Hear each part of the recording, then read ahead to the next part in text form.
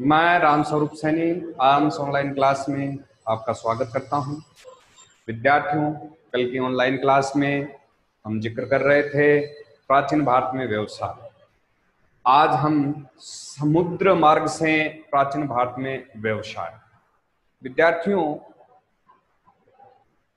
समुद्र मार्ग से व्यापार प्राचीन भारत में होता है। इसका कई ग्रंथों में वर्णन मिला है। प्राचीन भारत में ईसा से पूर्व 600 से 300 ईस्वी तक समुद्री मार्ग से व्यापार होता था। कौन सी सदी से? ईसा पूर्व।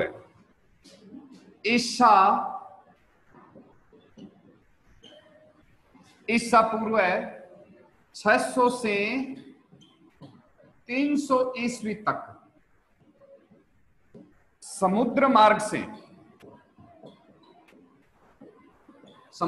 से व्यापार होता था। ठीक है। उसके बाद में इस चीज का वर्णन बौद्धायन के वर्णन तथा जो आपके बौद्ध ग्रंथ, उनमें भी इस चीज का वर्णन मिलता है कि प्राचीन भारत में समुद्र मार्ग से व्यापार होता था। उसके बाद में आपका ये पेरिप्लस में लिखा है कि पहली शताब्दी में दक्षिणापथ से पश्चिमी तट पर प्रमुख बंदरगाह भृगुकच्छ था। मतलब कौन सी? पहली शताब्दी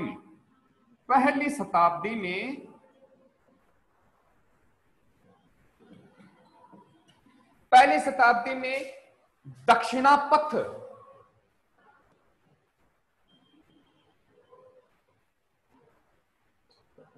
के पश्चिमी तट पर एक बंदरगाह था। बंदरगाह कौन सा था? भृगुकच्छ। ठीक है। दो क्वेश्चन बन रहे हैं। कौन से? कि समुद्र मार्ग से व्यापार होता था पहले, तो कौन सी सदी की बात है? 600 ईसा पूर्व 600 से लेकर 300 ईस्वी तक। उसके बाद में पहली शताब्दी में जो महत्वपूर्ण बंदरगाह कौन सा था? तो हम कह सकते हैं कि दक्षिणापथ के पश्चिमी तट पर भृगुकच्छ बंदरगाह एक महत्वपूर्ण बंदरगाह था।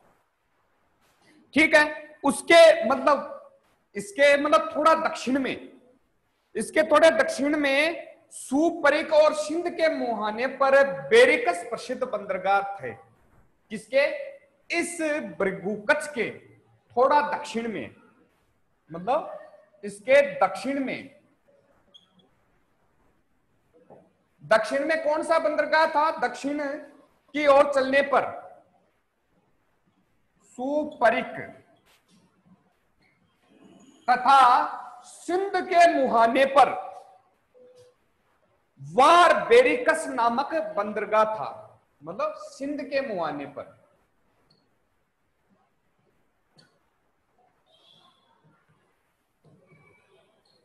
वार बेरिकस। कौन सा? वार बेरिकस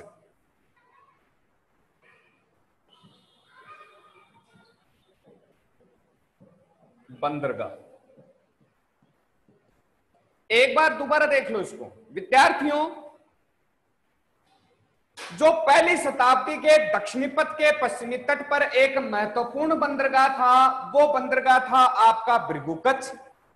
दक्षिण में, इस भृगुकच्छ के दक्षिण में थोड़ा चलने पर सुपरिक तथा सिंध के मुहाने पर वार बेरिकस बंदरगाह थे।